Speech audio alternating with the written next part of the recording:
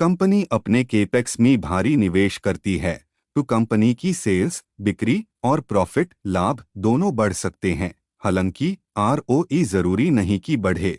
ऐसा इसलिए क्योंकि आरओई की गणना नेट इनकम को शेयर होल्डर्स इक्विटी से डिवाइड करके की जाती है।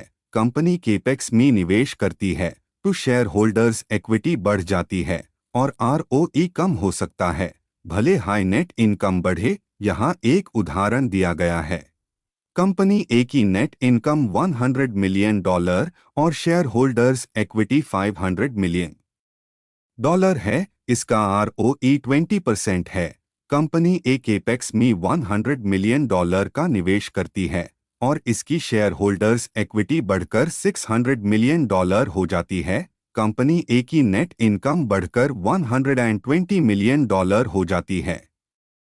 कंपनी ए का आरओई अब 20% $120 मिलियन $600 मिलियन है। जैसा जैसा सकते हैं कंपनी बढ़ी है, लेकिन इसका है।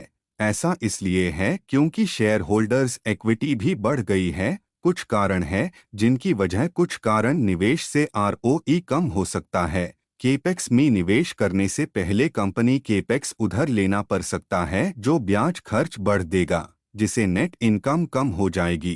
केपेक्स में निवेश करने से पहले कंपनी को कुछ संपत्तियों को बेचना पड़ सकता है जो शेयर होल्डर्स इक्विटी कम कर देगा।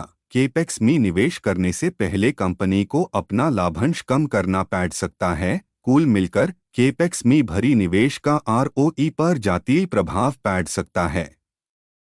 यह निवेश के विशिष्ट विवरणों के साथ साथ कंपनी की वित्तीय स्थिति पर निर्भर करेगा।